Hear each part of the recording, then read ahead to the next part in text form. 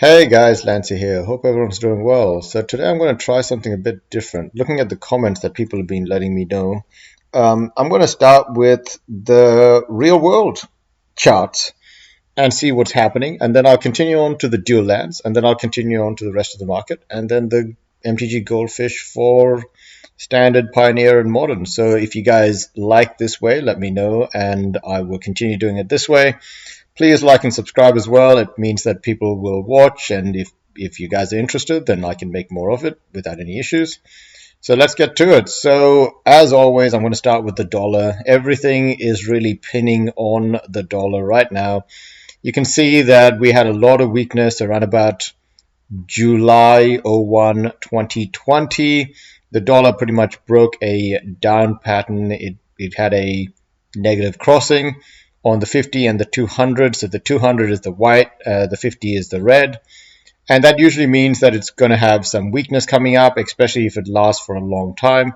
And you can see that weakness pretty much took it down from, what was it sitting at? Around about 97 on the DXY to 89.07 on, 7 on the DXY, hitting its lowest on 07-2021. But even though stimulus was announced in two different locations, the dollar started gaining some strength, though it didn't really break below this line. It broke this trend line that we've had for many, many years. This trend line has been going on from 11 April 2011. Jeez. That was a long time ago. So 2011, this trend line existed. It's been bouncing off this trend line for a long time. There's points when the dollar was quite strong. It hit 102 on December 2016.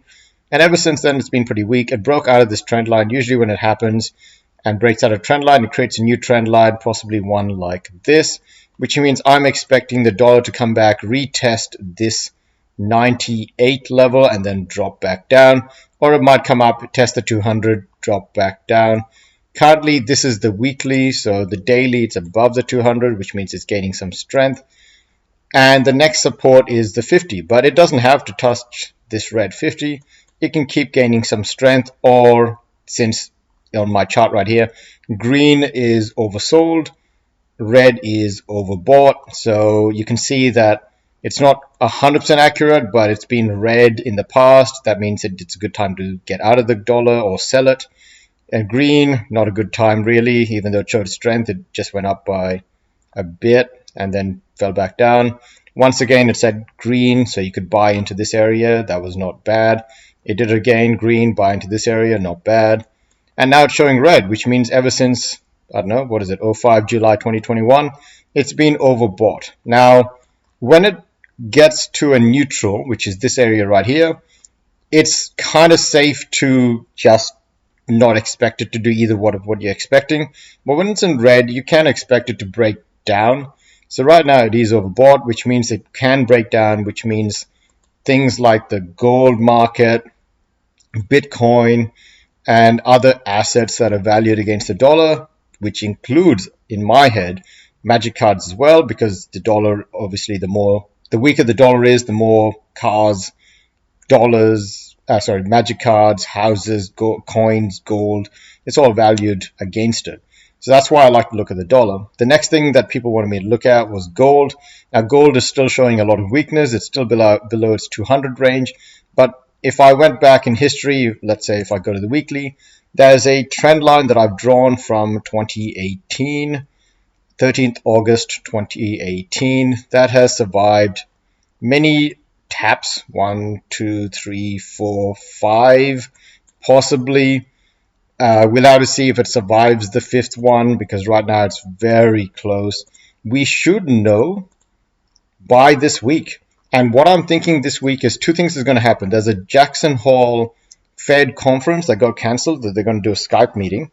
The Skype meeting pretty much means that this Federal Reserve for the US are worried about COVID and the impacts.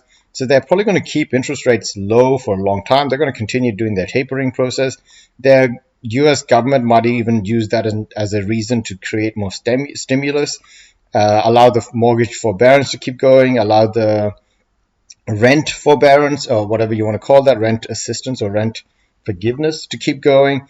All of these things will give assets values higher because they don't add dollars in, but they make the dollars worth less because they're just not, I don't know, it's hard to explain, but pretty much if no one's paying their money, then no one's paying the taxes, then that means the dollar has to be borrowed from somewhere. So that's just in my head how it works. So I consider that the gold market right now looks weak because I'm actually thinking that the dollar is going to continue gaining strength. But that doesn't always have to be true, especially since there's a downtrend now for the dollar. So, you know, it doesn't matter where it touches. If it gets above this line, something happened in this world that's different to what's happening right now. If it stays below this line, then it's a new trend line that the dollar is now getting weaker against other currencies, which most currencies don't like. Anyway, that was way too long. I had a bit of explanation for that. So let's move on to the dual lens. So I will say the dual lands have not really changed too much. You can see that Badlands revised edition is now sitting at $484. It has been slowly dropping, but it is very flatlining. Look at a flat. This is like February 8th, 2021. Like how flat that was. It's happening again for Savannah. Tiger is a bit more volatile, but still looks like it's on the way down. So we'll have to see what happens. It's all tied. And moving on to the actual continuation of the magic markets. Also of Signet. So all of the Signets are on this list now. They're all taking off. I don't know if this is a buyout. I'm not too sure what's going on here. This seems a bit risky. I mentioned before that you can get Signets for about 77 cents, but they are very in-demand cards on Commander, which means they will have to be worth more than 77 cents. They had to be worth more than $5 because you had to pay more than $5 to get all 5 of them in the first place. So yeah, in my head, it just felt like they were too cheap. Now it feels like they're too expensive. Yeah, you got the Demir Signet, which is probably the best one, looking really creepy. Was $6. Now it's starting to move up to $9. So that's a bit of a spike. The average market price for that was always a bit higher, but it's still moving up. Simic Signet, again, a huge spike up. It looks like a buyout in the last day. I'm not too sure. Gagari Signet, this is from Commander Anthology. You can see this looks like a buyout as well because you can just see the slow spikes up ever since July 2018, even like maybe July 9th, 2021. So, Quorum Trench Gnomes. Who did this? Who did this? Look at this guy. Straight into the sky. If you got into it, good for you.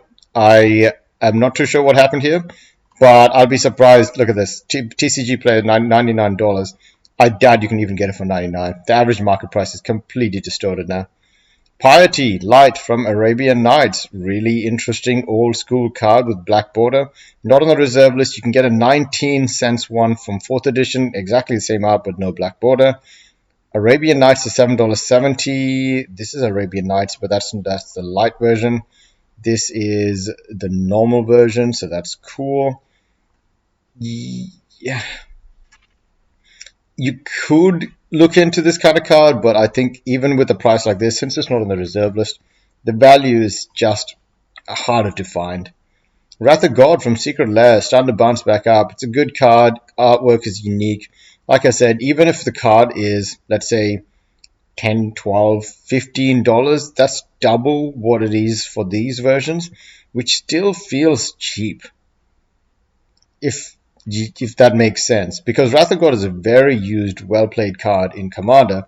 I didn't get this version or anything, but what I'm saying is, if you consider every other card that's on these, depending on how much they get played, you're going to want to probably double or triple a card, because Secret Lair shouldn't sell as much as the normal set. So if you go by that, then a card like this has to be worth a bit more than the average price card. If the average price card is around about $8 or $7.14, and this is double that, then that actually kind of feels about right. If it goes above that, then that means not many of this Secret Lair sold, because obviously there's a lot of demand for it and people didn't buy it at the right times. Revelations from Legends. So this is a card that is from Legends. Not on the reserve list. There's a Chronicles version for 75 cents, white border. Is it worth $61 when the Chronicle version is worth 75 cents? I don't know, guys. I'm having trouble agreeing with that. Graven Cairns. It's the Australian city. Cans, Future Sight. So cool card. Not too bad. You can get it for $8.21. It's actually been steadily going from $6.51 to about $8.21. So I think overall this card is probably going to hit a limit. The average price seems to be about $6 range. So I'd say a bit more, and then you're probably just going to hit the limit. Pandemonium from Time Shifted. Not a bad card. It's sitting at around about $3 now, or $2.49. 20% gain, I think. 16% gain, sorry. So there's a $3 version from Exodus, but I think that's probably... It really does depend on what it's being used for. If it's used in Commander, then the price limit could be quite a bit higher than what it is now, but it depends on what deck it's in. Pithing Needle, Savior of Kamigawa. So now there's a new Kamigawa release, so there's no doubt that there's going to be some Kamigawa spoilers. I don't think Pithing Needles has anything to do with that. I think it's just a very good card that's played in a lot of decks, like it shows here. And the cheapest one you can get is Return to Ravnica at $6.38. So the value is here. It's in a lot of decks, including Modern. So it depends on if you actually need it or not, and you should probably buy it if you need it. Old Man from the Sea from Arabian Nights. Creepy old man trying to stab someone in the sea. This looks like a complete buyout. This went from $174 to $600. Do not trust. Reserve list? Yes. Do not. Get that. Rotting Rats from Plane Chase. So I'm pretty sure there's other versions of this card. There's not. It's just a kind of Conflux version for $1.25. So yes, there isn't that many cards. There isn't Rotting Rats in many different places. So 64 cents would have been a good buy. Even 80 cents right now seems like a good buy if you need it in your deck. Rite of Passage from Fifth Dawn. Actually a really cool card. Nowhere else has it been found. Not on the reserve list. I think this card could easily go back to $8. It's actually really good. And Steam Vents from Guild Pact. This was also in Secret Lairs. It's now starting to spike back up. I think it's probably going to be sitting around a bit of about $20 because you can see that Return to Ravnica, Secret Lairs, and Guilds of Ravnica are all below $20. So I think $20 seems about right for this card. Maybe a bit higher. Moving to MTG Goldfish. So I'm already starting to lose my voice. The biggest move is Alayla, Artful Provocateur for 8% move, sitting at $3.47. Drown in the Lock, 11% move, sitting at $2.49. The biggest drop is a 7% drop for Solve the Equation, which actually had a huge gain and is actually quite expensive for a uncommon. And that's about it. Pioneer, the biggest gain is Teferi Time Traveler, 7% gain, so now sitting at $16.86. Dragon Tempest, another 14% gain to now sit at $5. Biggest drop, nothing really to talk about. And last, Modern. The biggest gain is Defense Grid at 10% gain to now sit at $25. 7% gain for Surgical Extraction to sit at $30. You got a drop of 13% for Nature's Will to sit at $34.25. And a 11% drop for Pithing Needle to sit at $12. I don't know. It was on my other list as a gain, wasn't it? That's kind of weird. Anyways, I was going to quickly look at MTG spoilers. Let's have a look. Sorry, I did not prepare this part, but I don't think there's anything here. There was incoming release. Okay. So incoming release. So we have a bunch of Pioneer decks, which actually might be cool. We'll look into that. We got Kamigawa Neon Dynasty. So that's the Japan as it is now, I guess. Streets of New Capina, Infinity, Jumpstart 2022, Magic the Gathering Universe Beyond, Warhammer 4000, Lord of the Rings. Oh no, not Fortnite. Oh no. Okay, never mind. I didn't know. Sorry. You guys can talk about that in the comments as well. Okay guys, thanks again for watching. Have a good one and see ya.